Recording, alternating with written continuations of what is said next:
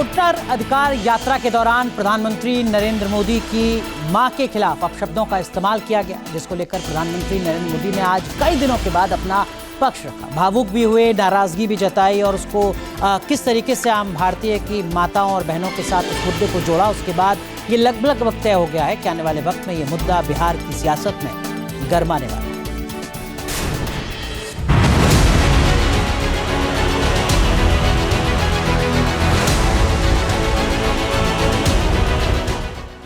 PM Modi की मां का अपमान क्या बदला लेगा बिहार से लेकर पूरा हिंदुस्तान?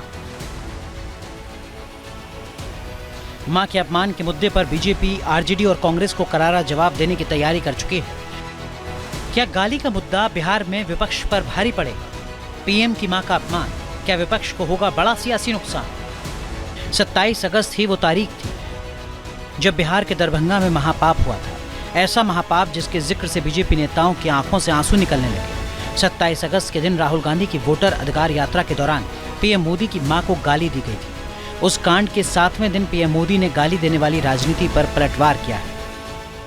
बिहार में आरजेडी कांग्रेस के मंच से मेरी मां को गालियां दी गई।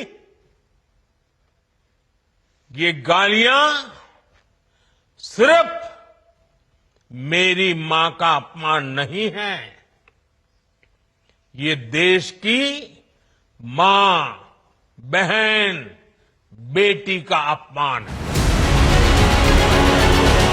27 अगस्त की वो घटना जिसने हर किसी को सदमे में डाल दिया था। विपक्ष की तूतड़ाक वाली राजनीति पर लगातार सवाल उठाए जाने लगे। अपने 36 मिनट के संबोधन में पीएम मोदी ने इस घटना का जिक्र करते हुए पूरे मुद्दे पर आरजेडी और कांग्रेस के खिलाफ मुहिम चलाने की अपील की। हर मां बहन को मैदान में उतर करके उनसे जवाब मांगना चाहिए। हर गली मोहल्ले में से एक ही आवाज आनी चाहिए, मां को गाली नहीं सहेंगे, नहीं सहेंगे। मां का अपमान नहीं सहेंगे, नहीं सहेंगे। पीएम दिल्ली से बिहार की जनता को वर्चुअली संबोधित करते हुए ये बात कह रहे थे। वो बिहार राज्य जीविका निधि शाखा सहकारी संघ लिमिटेड की शुरुआत के कार्यक्रम में जुड़े थे। इस दौरान कार्यक्रम में शामिल बीजेपी के प्रदेश अध्यक्ष दिलीप जायसवाल रो पड़े।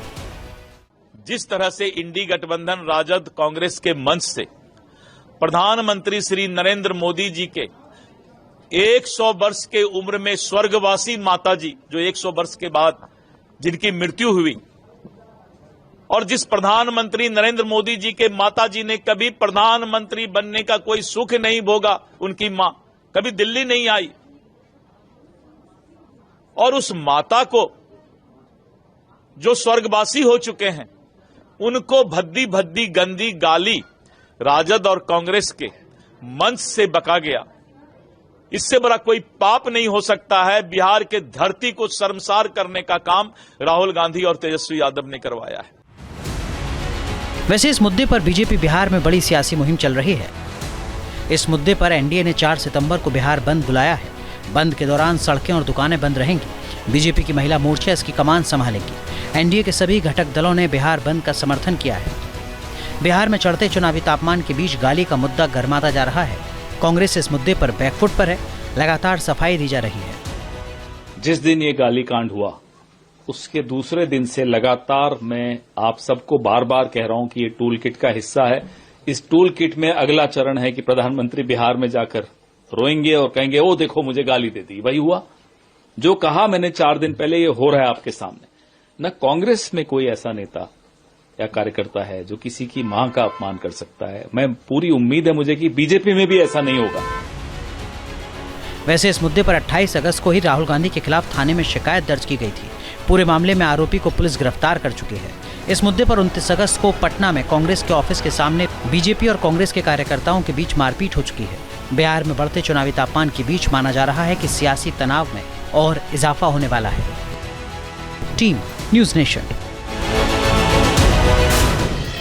जहां भक्ति है हर शब्द में, कथाओं में छुपे हैं दिव्य रहस्य और ज्योतिष देता है जीवन को दिशा। धर्म से जुड़ी हर बातों को जानने के लिए हमारे चैनल प्रस्तुति को सब्सक्राइब करें। चैनल पर जाने के लिए इस लिंक पर क्लिक करें।